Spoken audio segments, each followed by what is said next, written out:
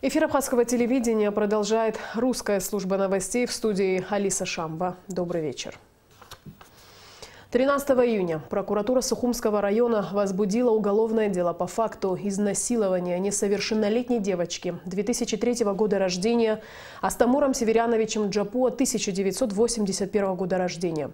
Дело возбуждено на основании заявления матери несовершеннолетней, которая указывает, что преступление произошло в ночь с 11 на 12 июня на территории заброшенной туристической базы в Ишере. Астамур Джапуа находился в состоянии алкогольного опьянения и угрожал несовершеннолетней жертве оружием. Принимаются меры по задержанию Джапуа и обнаружению его автомашины. Последнее место работы Астамура Джапуа – ГСО. Но, как сообщил начальник службы государственной охраны Отар Берзыния, 8 июня на основании поданного заявления Астамур Джапуа был уволен с государственной службы охраны. В последнее время в ряде случаев имело место недовольство со стороны личного состава подразделений ГАИ МВД принятыми мерами по недопущению превышения служебных полномочий. О том, с чем это связано, в материале пресс-службы МВД Абхазии. В целях обеспечения контроля за исполнением приказа министра внутренних дел Республики Абхазия Аслана Кобахи, регламентирующего несение службы сотрудниками госавтоинспекции в ходе патрулирования автодорог и на постах ДПС, согласно пункта 6 настоящего приказа руководством Управления внутреннего контроля и расследований Министерства внутренних дел совместно с руководством Управления ГАИ приняты меры по недопущению превышения служебных полномочий сотрудниками постов ГАИ в части выявления и фиксирования нарушителей правил дорожного движения. В связи с чем в ряде случаев имело место недовольство со стороны личного состава подразделений ГАИ. В связи с усилением требований к сотрудникам ДПС, а также контроля служебной дисциплины, 14 июня группа недовольных из числа личного состава батальона дорожно-патрульной службы управления ГАИ МВД Республики с целью саботажа служебной деятельности собрались на территории поста ГАИ Мюссера с требованием к части коллектива покинуть службу. Также имело место допущение физического запугивания сотрудников подразделения. В итоге допущен срыв главной задачи подразделения – обеспечение безопасности дорожного движения. За допущение грубого нарушения служебно-воинской дисциплины личный состав БДПС, участвовавший в саботаже, отстранен на время проведения служебной проверки. Той же группа, это именно группа сотрудников 1-й и 2-й роты БДПС, ими написаны рапорта об уходе со службы по собственному желанию. Все рапорта на сегодняшний момент изучаются, проверяются, и они не останутся без соответствующего реагирования. На сегодняшний день, значит, ситуация, контролируемая 1-й и 2-й ротой, как было выше сказано, на участке Псоингур, контролируется другими сотрудниками, и ситуация под контролем, и дорожное движение также под контролем. Все дорожно-транспортные происшествия оформляются, ведется наблюдение за нарушителями правил дорожного движения. То есть никакой такой сложной ситуации на сегодняшний день нет. Руководство Министерства внутренних дел не приемлет неправомерные действия со стороны сотрудников милиции. Меры контроля несения службы личным составом всех подразделений будут усилены. Встреча, посвященная 25-летию Государственной службы охраны Республики Абхазия, состоялась в администрации президента. В ней приняли участие вице-президент Виталий Габни, премьер-министр Беслан Барцыц, глава оборонного ведомства Мираб Кешмария. Подробности в репортаже Ренаты Шакая. Структура Государственной службы безопасности президента создана в сложные военные годы, когда была велика угроза безопасности страны. Ее руководство во главе с первым президентом Абхазии Владиславом Ардзанба. Структура изначально была организована в качестве отдела охраны государственной безопасности Абхазии. Нормативное оформление служба получила в июне 1992 года. В ГСО должны отбираться офицеры, способные нести службу с достоинством, сказал вице-президент Абхазии Виталий Габни, выступая на торжественном заседании в честь 25-летия ГСО. Виталий Габни зачитал поздравления президента страны Рауля Хаджимба. Многое изменилось в структуре ГСО за прошедшие 25 лет. Сегодня мы имеем хорошо укомплектованную структуру, где работают профессионалы и знатоки своего дела, истинные патриоты своей страны. Важно помнить и чтить память тех сотрудников, которые в годы Отечественной войны народа Абхазии ушли на войну и сложили головы за свободу и независимость Абхазии.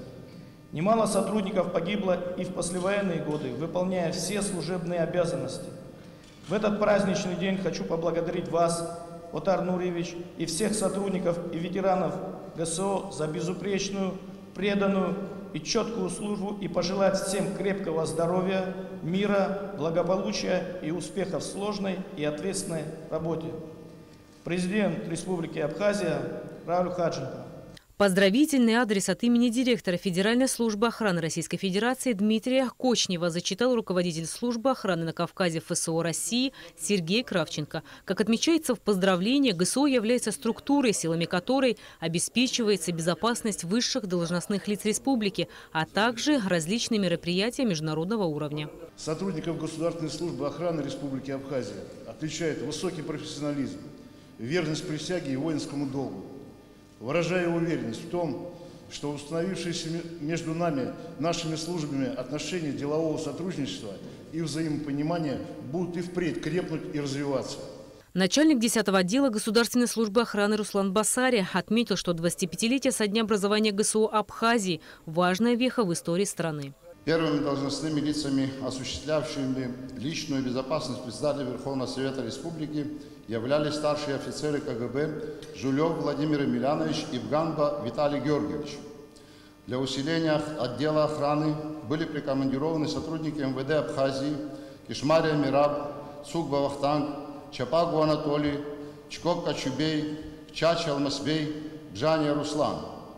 После торжественного заседания сотрудники ГСО возложили цветы в парке боевой славы, почтив память погибших защитников Отечества. Затем они направились в Нижнюю Шеру к мемориалу Владислава Ардзамба, чтобы отдать дань памяти первому президенту страны. Сотрудники ГСО также почтили память второго президента Сергея Багапш, возложив цветы к его могиле в селе Джигерда.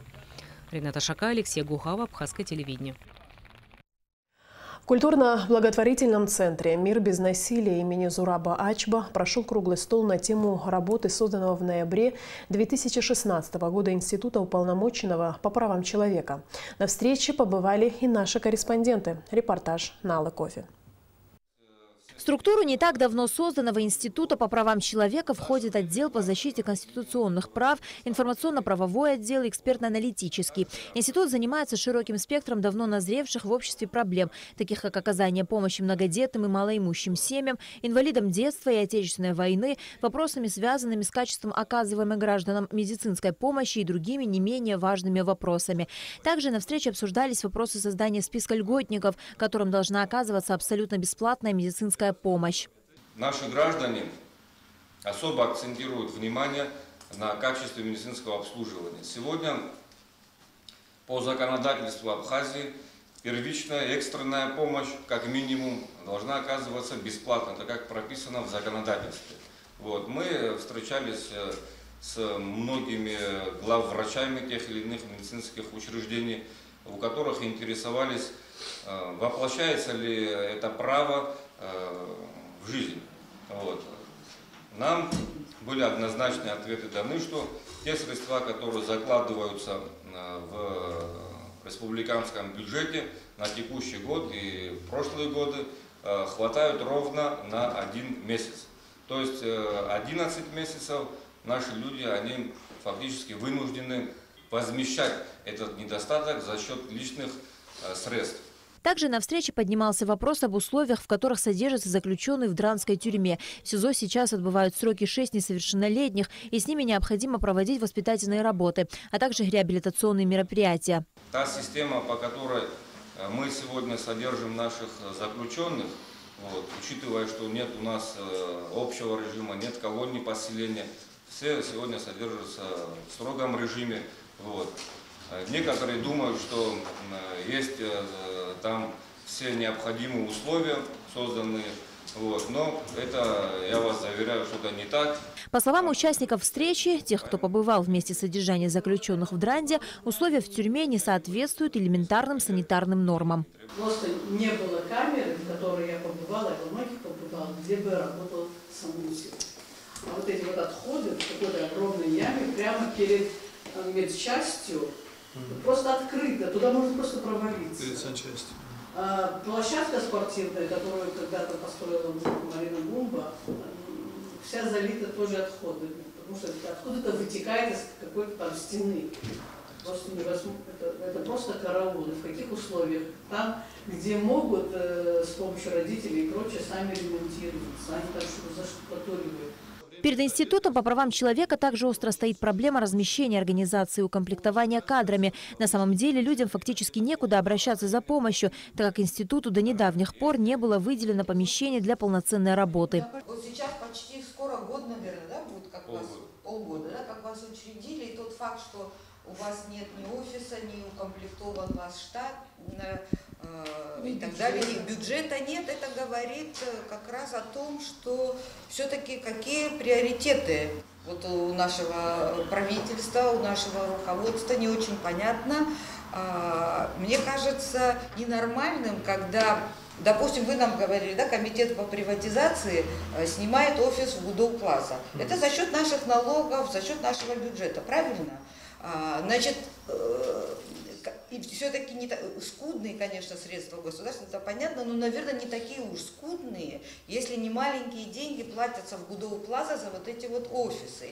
И одновременно уполномоченный по правам человека, ему, так сказать, негде сидеть. На встрече обсуждались и другие, не менее важные вопросы, волнующие общество. Уполномоченный по правам человека Дмитрий Маршан также сказал о том, что вопрос размещения института будет решен в кратчайшие сроки. На Алакове, Беслан Джинджоли, Абхазское телевидение. Президент Республики Абхазия Рауль Хаджимба подписал указ о присвоении почетного звания «Заслуженный деятель науки Республики Абхазия».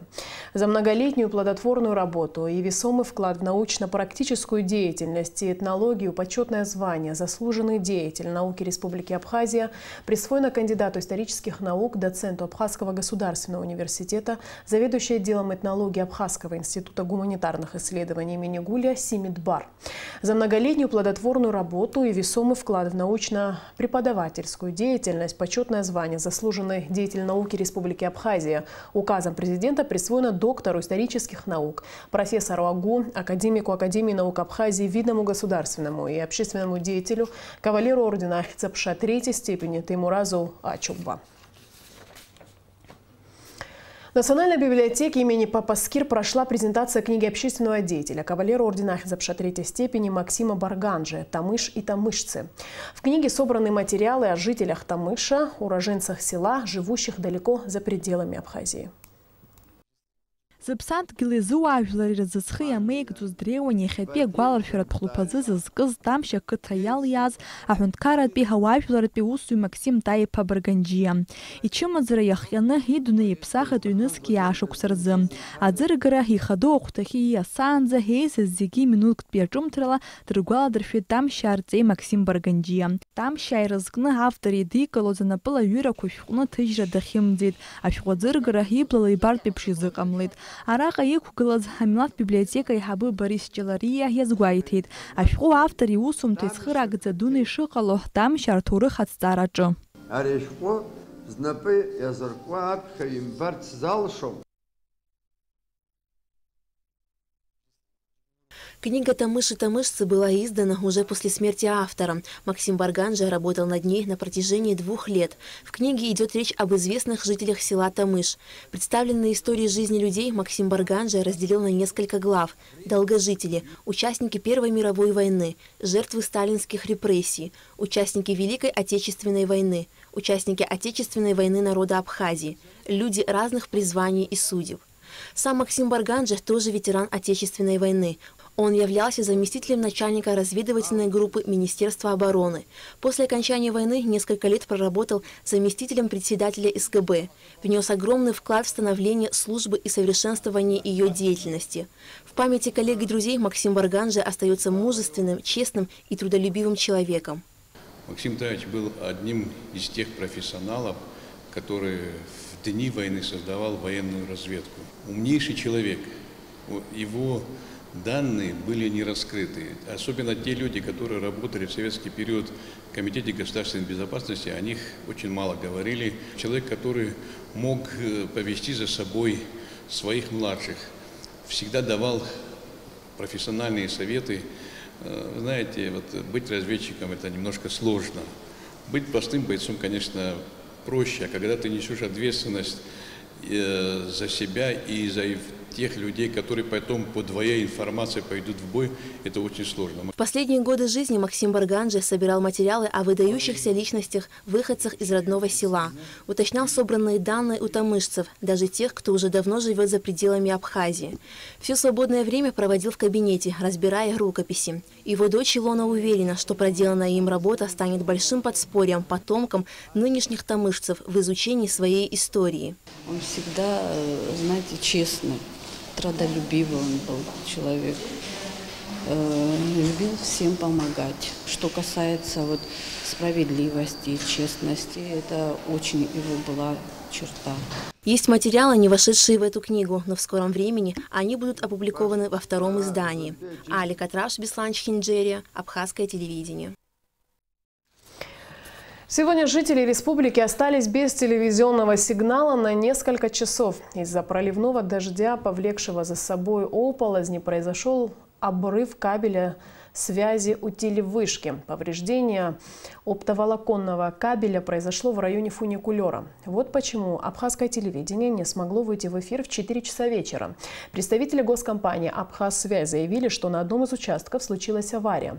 Поломку нашли быстро, однако чинить такого рода провода за короткий промежуток времени нелегко. Ремонтные бригады приступили к устранению неполадок. К вечеру телевещание было восстановлено через резервный кабель. И в конце выпуска информация о погоде.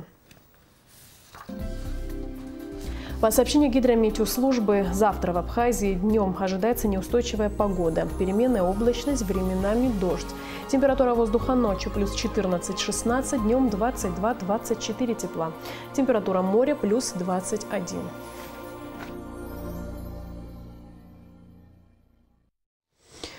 На этом наш выпуск завершен. Всего доброго и до скорой встречи в эфире.